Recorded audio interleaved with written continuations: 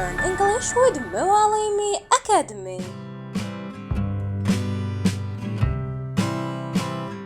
Hey there, this is Nate, and today we're joined by our teacher, Mr. William.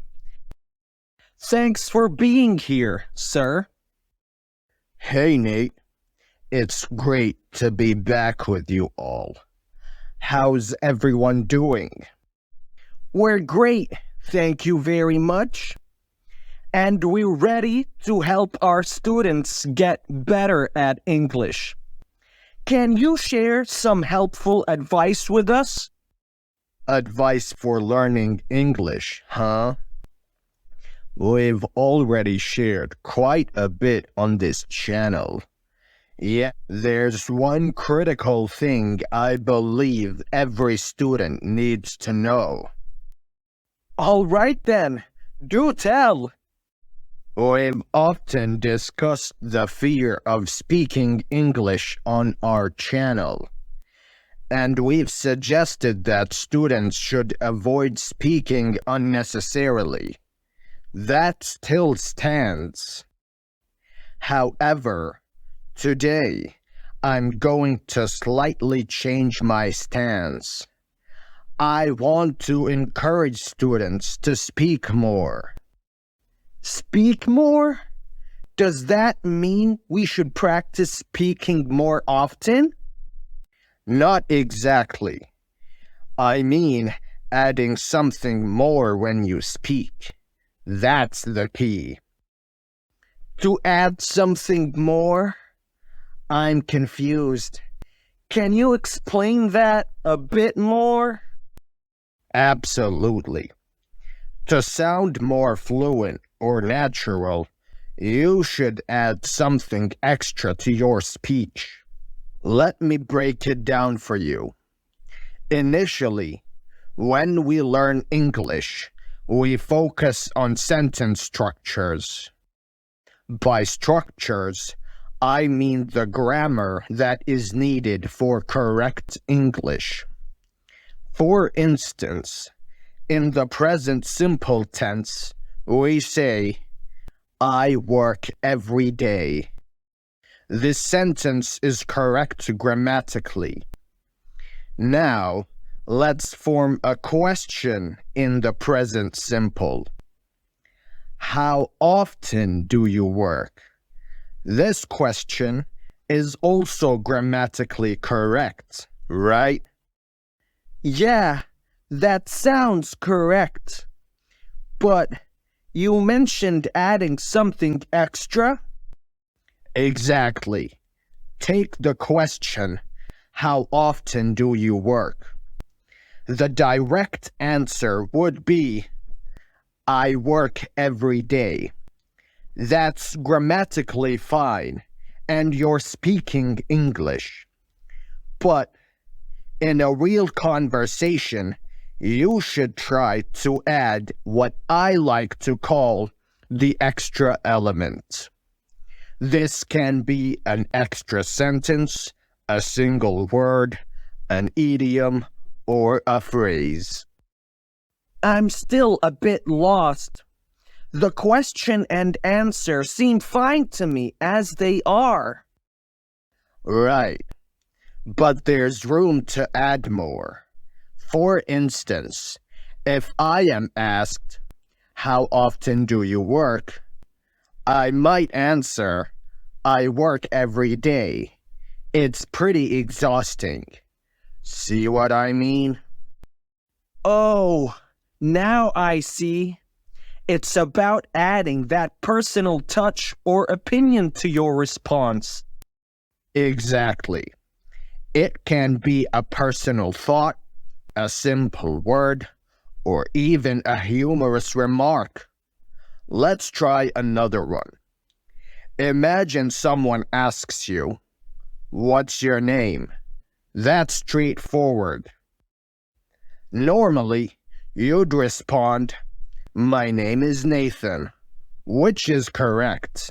If you're aiming to sound like a native speaker, then adding extra details is key. You might say, My name is Nathan, but everyone calls me Nate. Here, you're providing more context. Or you could expand further with, I'm Nathan, but please call me Nate. That's what my friends usually call me. So, from just one question, you've created a richer response with 3 sentences.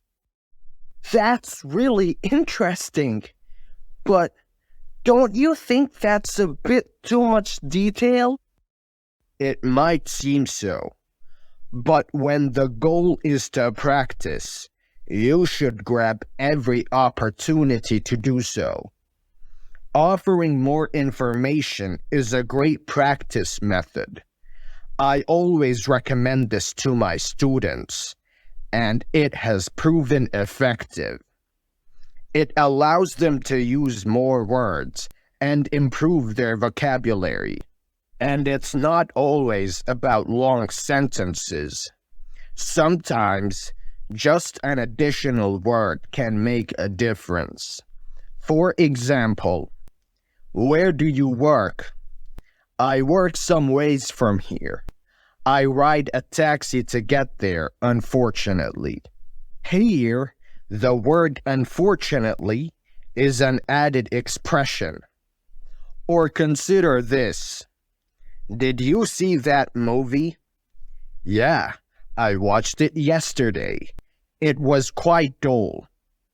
You can't simply say, yes, I did, but try to add more.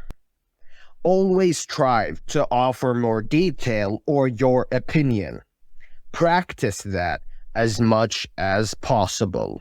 The great thing about this technique is it works with any tense. For instance, with a simple question like, do you like chocolate? The basic answer is, yes, I do. But try adding more. Do you like chocolate? Absolutely. I adore chocolate. I've been eating it since childhood. And if that sounded too boring, here are some more. I remember enjoying chocolate bars at school every day. My mom would bake chocolate cake, and we'd have it for dessert after lunch. If I were stranded on an island, the one thing I'd wish for is a chocolate bar. In this way, you're using various tenses in response to a simple question.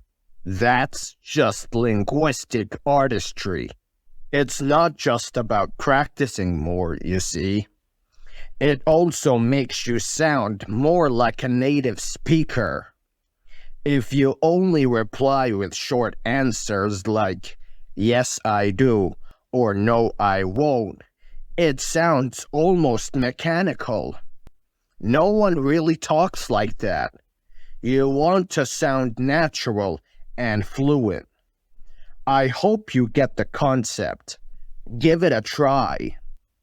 And I'm confident it can work for you too.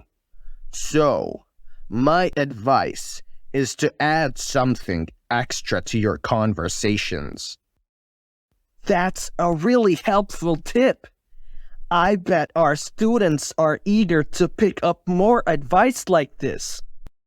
There's a lot more from where that came from. For instance, how to incorporate advanced words or phrases into daily conversations. We often learn new words and phrases, but struggle to use them in daily life. I can show you how to integrate them into your conversations for a better sounding English if you're interested. I'm sure our followers would love to see that. What do you think, everyone? Let us know in the comments.